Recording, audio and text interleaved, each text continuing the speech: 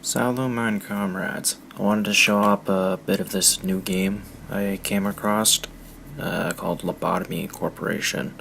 It's in early access. The basic premise is that the world is inhabited by anomalous objects and entities, which in this game are called abnormalities, and it is your job to contain them so that they cannot cause harm to the greater world.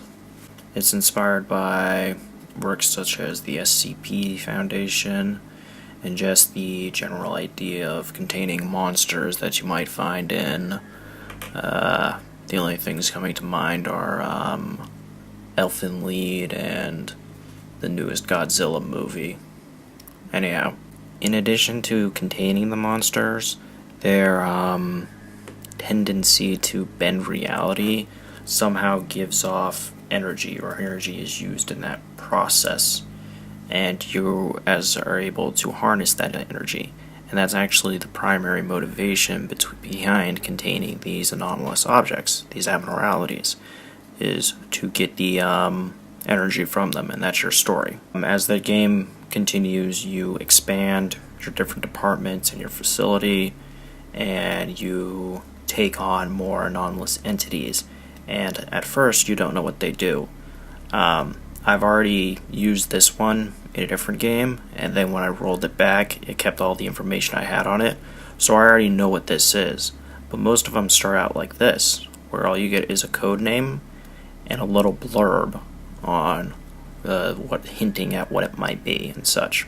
And through the game, you have to learn about each anomaly very slowly and build a file on it, and that'll tell you what to do and what not to do in order to contain it. Some of them are very hostile, and if you do the wrong things, they'll escape and start destroying everything. So, first we're going to choose our anomaly. I think I'm familiar with that one, about halfway. That one sounds familiar, but I don't know if it's one that I've scrolled across and rejected. We can only pick one of these three. The others will go away somewhere else. I've seen this one come up before, and I've just been too scared of it to actually take it on, so let's give that a shot. And that's the first step in every day. Then we're greeted with this story segment, which might be just a bit jarring the first time you play this, because you get the impression that it is going to give you a tutorial through this, but it doesn't. I'm just going to skip over this. So, the game's split up into a couple different segments. The first one is where we pick our anomalies. The second is this story segment, where we have little conversations with, I'll call them lieutenants. They're AIs that run the primary functions of the facility, and each department has its own AI, and then there's the primary AI that we saw before. And the story is explained through these little conversations.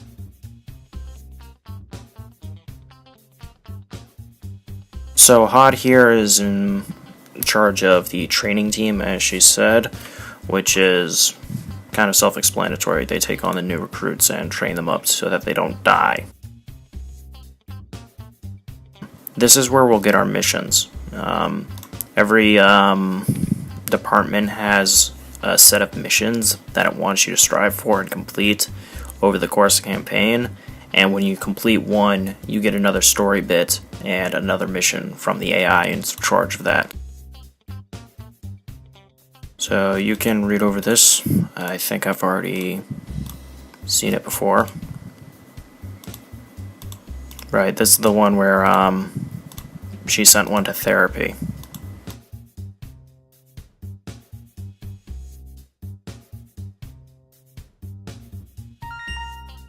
She wants me to promote to employees. This is the next part.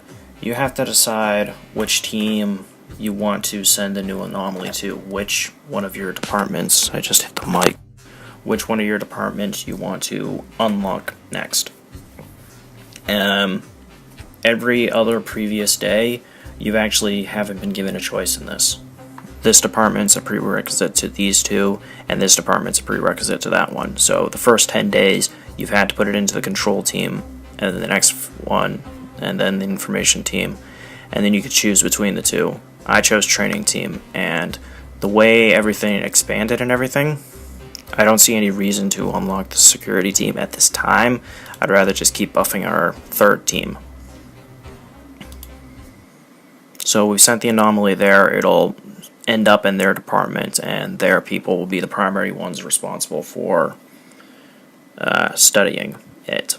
And this is the next part of the day, the actual setup. It's the first part where you can access the manual, and this is your true tutorial. You have to read through all of this, and it looks daunting, but it's not. It's really a quick read, and it gives you a basic understanding of what you should do and how you're supposed to go out playing the game. But a big emphasis of this game is trial and error. You keep trying and make mistakes, and then learning through them, and then going back and not repeating those mistakes, hopefully, and learning as you go. The first thing I want to do is hire a new employee. Expanding the training team not only sent the anomalous object there, it also gave us another employee slot. Excuse me. There's going to be a lot of cutting because I'm just stumbling all over this myself, and this game is really complex. So at the end of every day, you get a set amount of LOB points. I'm going to call them lobe points. And you use those to upgrade your current employees or to hire entirely new ones. So I'm going to start by taking on a new hire, and it looks like Evgeny. I don't know how to pronounce that.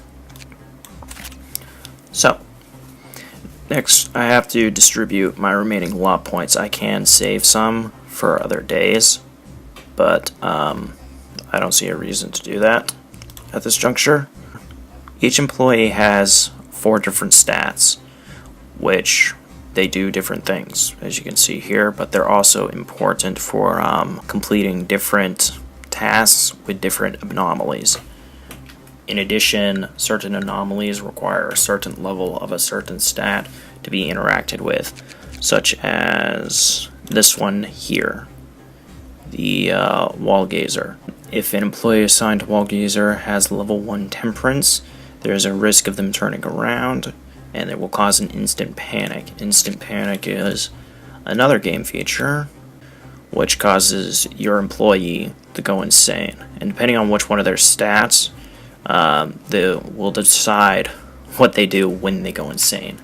There's a lot of interlaying levels of complexity and a lot of underlying systems that all blend together to make just a really awesome game. At a glance, it doesn't really seem much to look at, but then once you get into it, it just explodes, I'll say. The game is currently in early access, if I haven't mentioned it before, but I'm really not sure what they're going to do with the development time because they already have a solid, well put together product. So I'm going to go over my guys and decide which stats are going to go where. First off, our new hire. I don't like having people with too low HP or MP. MP does not mean mana points. I actually don't know what it means, but I'll call them mind points. They're their mental fortitude and capabilities, how likely they are to go insane. Buffing it up will give them more sanity meter, and buffing fortitude will give them more HP, as you can see. Okay, so I buffed some weak links. I think it was Harry. I got him up to level 3, and now I'm gonna yank all these guys out and actually assign them. Igor, our highest level person, is going to go to a training team. I think of it as the veteran training the rooks and such, and also we'll probably want him to be the first one to step into this guy's chamber. Oh, that's lovely. I don't have another level 4, so I'll put Devin in the control team. Asia here has the most fortitude. I'll put him in the control team as well, and the other 2 level 3s in our information team. Now, anyone who has temperance of 2, I am also going to put in the control team, because a lot of the anomalies in the control team, the information team I mean, require high temperance. So this is a setup I've got currently for our guys. Clear Maluka mission. Huh. I think those are names. and he wants me to, right, he wants me to clear her 4th mission, which I can't do until a later date, because ordeals are another thing we'll get to later. And this guy wants us to promote 2 employees, which is her 2nd mission, I believe. So we'll have to finish hers, and then we'll have to finish her next one, and then we'll have to expand the security team and finish 3 of her missions before we can move on with the information team. However, this video is not going to cover all that. This will hopefully be a short run over of just a day in Lobotomy Corporation. The next thing we need to go do is check out our EGO list. I'm going to take pretty much everyone off what they got except for Igori, who's got an awesome katana. So, this game goes beyond the scope of just containing the anomalies and making sure they don't hurt people.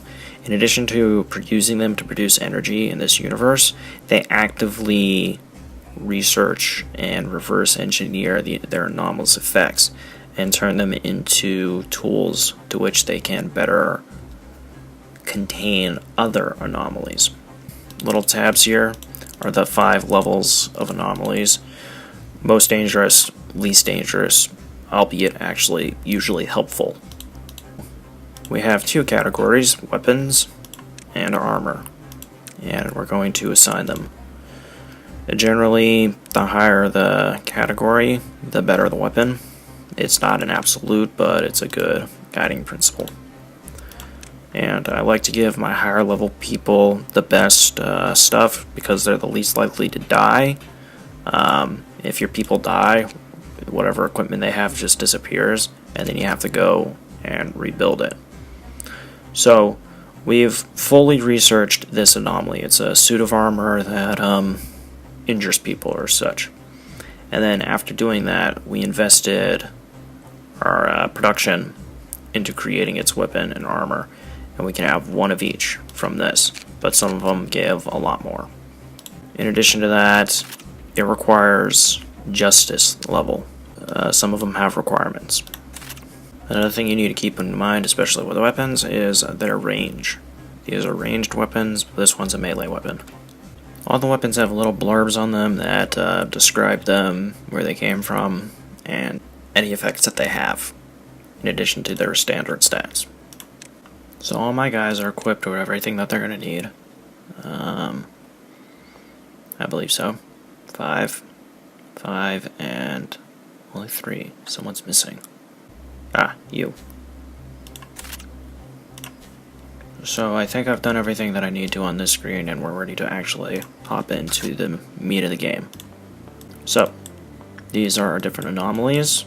They are all in some sort of cage, connected to some sort of hallway via a door. And here are the, I'll say restrooms of our department, where our staff will hang out and heal every time this bar fills up. Now, in order to finish the day, you have to accumulate a certain number of power boxes, I'll call them. They have an actual name, but whatever, that's what they do. And to do that, you study your anomalies, and depending on what sort of study you put on them, you'll produce more boxes. The first thing I want to do is learn everything there is to learn about this spider thing here. It might instantly kill whoever comes in. So I generally find that attachment is a safe bet, because if you look in the manual, success rate. Higher temperance improves success rate. So if you get your highest temperance person, even if it's not a good fit, each anomaly has its preferred type of work that it wants done on it. That type of work will produce the most boxes. And in addition to being a requirement for the completing the level, boxes are also what you use to unlock all of this information and eventually the weapons and armor, if they produce any. I find that with attachment, even if it's not a correct match, if you have a high attachment guy, he has a decent chance of reigning victorious. We're going to take Igor here. When you research an anomaly, there's, we'll say, ticks a certain amount of ticks that's passed by. With this one, it's 14. There are 2 options for every tick: success and failure. Success, you get however many boxes would be produced from that. Failure, you won't get the box, and you'll also take damage depending on their attacker number. So every time I fail, they'll deal white damage, which damages sanity of 2 to 4. So if I fail 6 times, we'll say that's between 12 and 24-ish damage that I'll take. So you want, on the off chance that this thing does a lot of damage of a different type, you want a very high health and a very high sanity person going in there for the first time. So we're gonna send in Igor. Now normally I'd be queuing up a whole bunch of other stuff just to produce stuff, but we're gonna focus on this one. There is reason to be a little... Okay, so he's calm and they're not immediately killing him. And he's actually having some mixed amount of success. When he opened the door, this number ticked up. This bar grows and changes on how many ticks it has on it each time, but every time someone opens a door to a containment unit, it ticks up. When it fills up, that many of containment units will suffer a meltdown. Excuse me. When this bar fills up, at random, 1 containment unit will go critical, and you'll have to go respond to it. If you ignore it, there's A, a chance it'll escape, if it escapes, or B, you'll lose a certain amount off your daily quota, and you'll have to work harder to get it back. We finished our little study with this guy to a neutral result, and we gained 10 boxes, and we're now going to spend the 10 boxes on some of the information in here. These will tell you which ones to apply, but in general I found that these are the most important ones to unlock first, because they'll tell you any special conditions. I've had anomalies where I worked on the anomaly and then didn't know that once you do that, you can't work on any other anomaly with that same employee, or it will kill them instantly. So everyone started dying and I was like, what the hell is going on? Why? This will tell you if something like that will happen. Level 1 Prudence, stomp the spiders that were on the floor, turned those who harmed her babies into cartoons. Okay, so Prudence is the one that contains sanity and mental imaging. So a low Prudence person isn't going to be very careful and will accidentally kill, yeah, as it said. When insight was carried out on the containment unit, quickly made Yum Yum, who was cleaning the room, into a cocoon. Okay, so you can't carry out insight or it will immediately kill them. We had general success. You'll have varying degrees of success if you keep spamming the same thing, but for now we're just going to keep studying it with what we know doesn't result in a calamity. I could risk having a lower level employee study this, and the benefit to doing that is that they'll receive training. Each of the 4 jobs correspond to each of the 4 stats. A high-level Prudence person will perform insight jobs a lot better. You can have lower-level employees purposely do jobs that they're intended for, and the reason to do that is because every time an employee performs a job, they gain experience in the ability in which the job was performed. And that's the primary way you train your employees up and get them promoted and such, not through the EOD allocation at the beginning of the day. You actually have to grind a bit in order to get your people really good. However, I'm going to play it safe and just send in Igor. It all skyrockets its temperance value. And that's the other thing. The reason you don't want to have the same people doing the same jobs and such, you'll get one person who's really, really good at one job, and then a whole bunch of other people who are shit at everything. And it doesn't work out well for you. Okay, so he failed once, and he took some red damage. He actually took not a lot of red damage, so I know this thing deals red damage. For comparison, I believe... Shoot. This guy does white damage, but albeit a very small amount of it. So he drives people insane very slowly. This one nips at them whenever they do something wrong. Okay, so not a lot of information on this one. Some of them have like 6 items. Produces energy. More cocoons means more energy. Okay, so there are a couple of ones like that. We'll take a look at Bloodbath here. Fortitude level 1 employee completed the work. A hand stretched out of here, grabbed them and put them into the bath, and they died immediately. And you lose access to them, you lose their armor.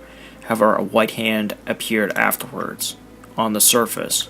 And depending on the number of hands, the more PE boxes it produces. So you can actually go past this limit by doing stuff like this.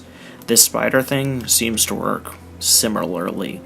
You intentionally feed it low-level employees to boost output.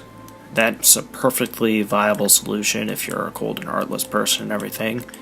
And the game's story mainly revolves around like the morality of a place like this. Personally, I don't like doing that because each employee is a small investment of EOD, which is hard to come by, in my opinion. This is working. I could save up and figure out. This doesn't seem to mention any jobs. Insight. It doesn't want us doing insight, so let's see. You have common blue results and very high red results. So we're going to start doing red results on them. I guess I'll bump that down to a level 4. I mean a level 3. So what we want is a level 2 prudence person with low levels of level 3 fortitude. 48, 46. I'm gonna go with this guy. Compared to this one, he has 46 fortitude and he has 48. He's closer to the next level of fortitude, so if anyone's going to be training fortitude, I want it to be him. He's got enough prudence where he's not going to step on any of the spiders, and hopefully level 3 fortitude will see him through the damage. Well, my primary concern is the amount of times someone with low fortitude is going to fail. The more times they fail, the more damage they take. At least until I get the basic information unlocked and see exactly how much damage they're taking each time they mess up. All things considered, that seems on the surface to be a generally safe anomaly. I actually haven't in this playthrough come across any particularly dangerous ones. I've been intentionally avoiding them. That one I had before, that one you get automatically at the beginning, and these two weren't too horrible. Okay, he survived. He took a bit of damage on his health, but overall he did a good job. I gained 10, which I think started at 2. Damn, it started at 9. So I'm off by 1. This is also a common result. So we're just going to keep on doing that. Find someone who's not injured to train them up. You there, sir. I just noticed how dauntingly silent this game is when you have the soundtrack turned off.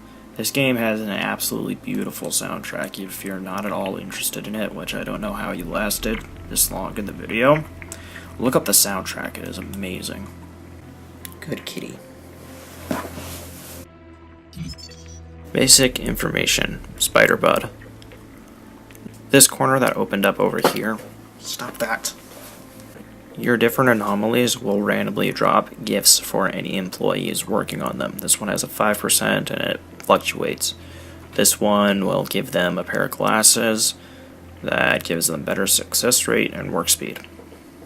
As we've been unlocking stuff, our observation level has gone up, and that gives the bonuses that you see here. It also unlocks more of the story. This is a very heavily lore-based game. There's an immense amount of writing behind each one of the anomalies.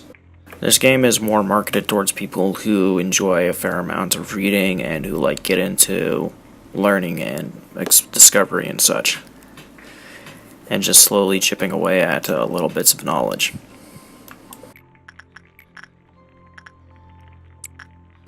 I want to see what a victory looks like, so I'm having Iori work on this. I've actually never seen it go above a normal ending. Oh, because it can't, dummy.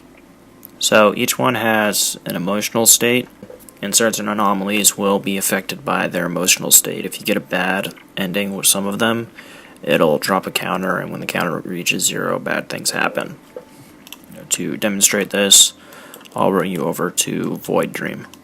But I have to close this because the game doesn't pause while it's open. Their temperance level fell asleep. If it was bad, I don't know how to pronounce that word, it looks like a Q.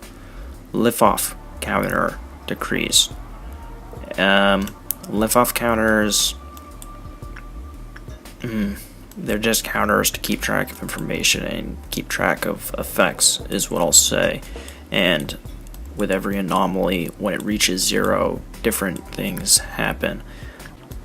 Most of these don't have quill off counters because they're what we call non-escape entities. They're not mobile, they don't try to escape, and they don't do anything when messed with. Wallgazer is different.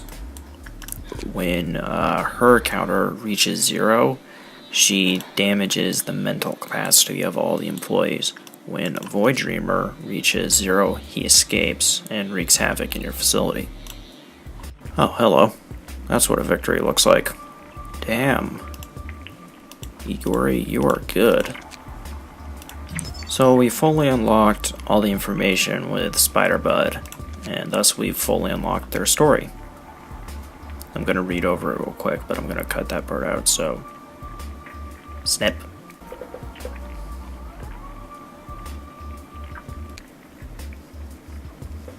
So, we're not done with Spider-Bud yet. He has an EGO weapon and an EGO suit that we can produce, but we have to accumulate more boxes, and they are pretty expensive.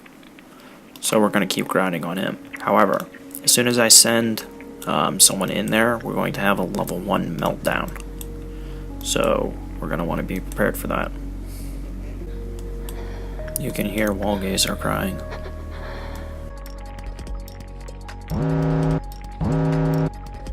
So, first up, identify which one has the problem.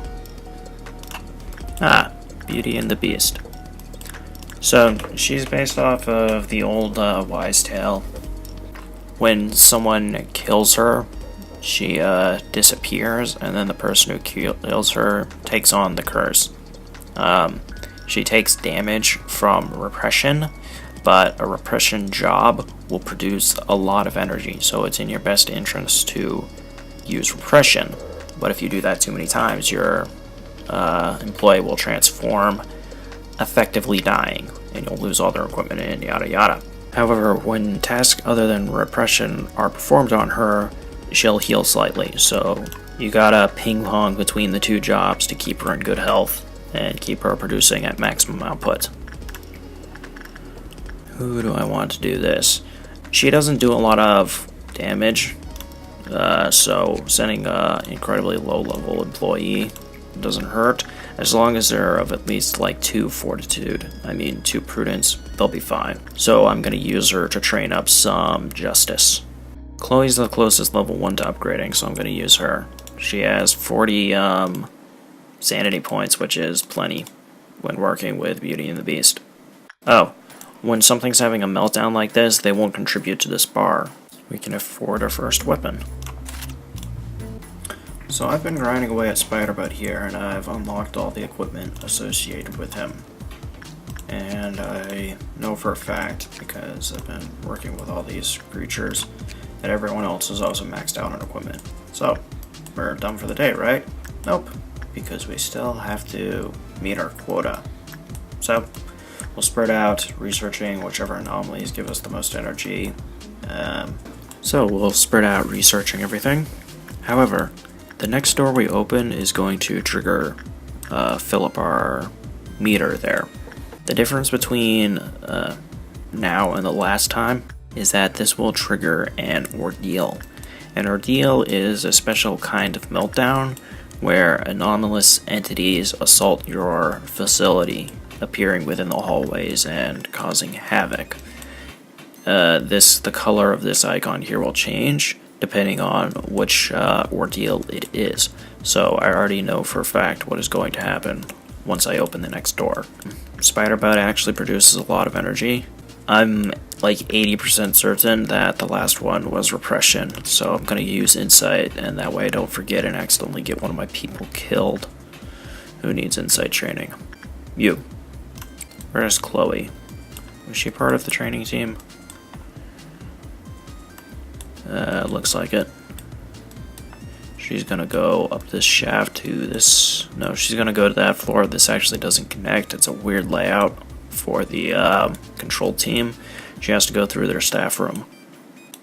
The art looks kind of weird at a glance, kind of cartoony, but it's actually so full of detail once you actually stop and look at everything. Okay, we triggered doubt. So let's see. One of them appeared in this hallway, and I don't see the others. One of them appeared at the top of that elevator shaft, and I could have sworn there would have been 3, but I'm not seeing him. Probably is a third, and I'm just missing him somewhere. There's only one direction that one can go. He's cornered in there. You have to be careful routing your people through. If there's a guy here and a guy here, and you tell everyone to attack him, these guys will have to go through him to attack this one, and they will ignore him. Early access game, that's the one thing. The AI movement and everything isn't 100% threshed out, but we can safely tell them to target this guy over here. So doubt, the doubt dawn ordeal causes these clockwork machines to come in and assault your workers. So I'm going to put everyone on suppression, and they'll all run out and try to destroy them. This is a recurring thing. I've already done this like 100 times. So you do eventually hit them for the first time, and they will freak you out. There they go. Attacking them with the weapons we've harvested from our people. Noah's taken some damage. So the doubt machines will kill a person and then start stabbing them to death. The killing does the primary attack does red damage, which is health. The stabbing will cause stress to everyone who sees it. There really should be. There he is. So one thing I haven't touched on is, which you probably noticed, you got all these random people walking about, and they all have like weird names. Actually, I was thinking they were backer rewards, but I actually see each one's a obscure name and a number, so these might just be robots or serfs, as they're called. Huh, I didn't think of it like that. They're just lower level employees who mill about doing their own business, maintenance people. They're not your primary group of researchers. They're just people who keep the facility running. And just like your people, they all react differently to insanity. You see, this one here is actually trying valiantly to shoot this ordeal. They'll actually help you, and what I'm getting at is they serve a function in the game, and I think that's just really cool. It adds a little bit of flavor, a little bit of background, and they actually serve somewhat of a small purpose. It makes sense within the story and within the context of gameplay. Some of them will run in panic, some of them will fight. Most of them die brutally. Oh god. Okay.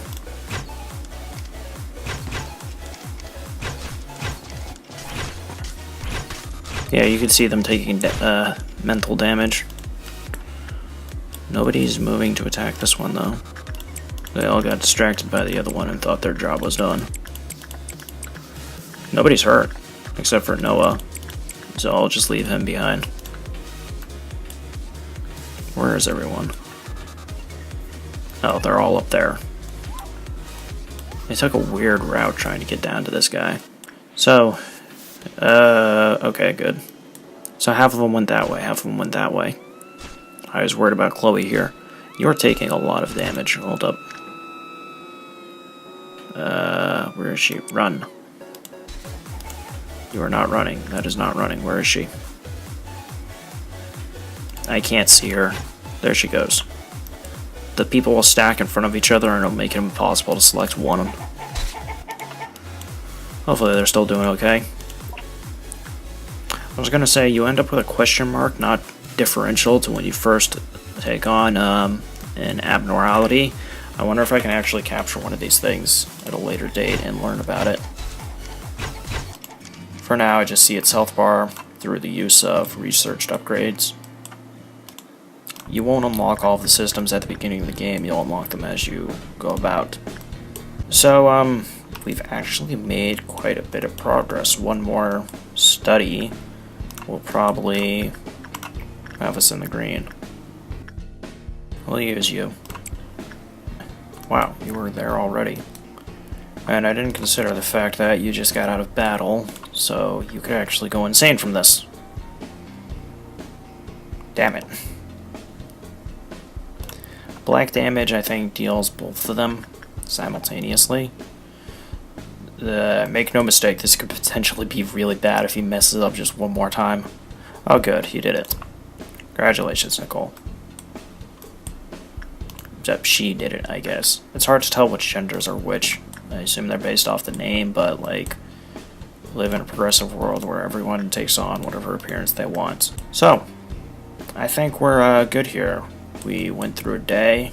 I could keep playing a bit, but I actually just hit this at the hour mark. So that seems like a good place to end. Thank you for joining me. Sayonara, comrades. The report.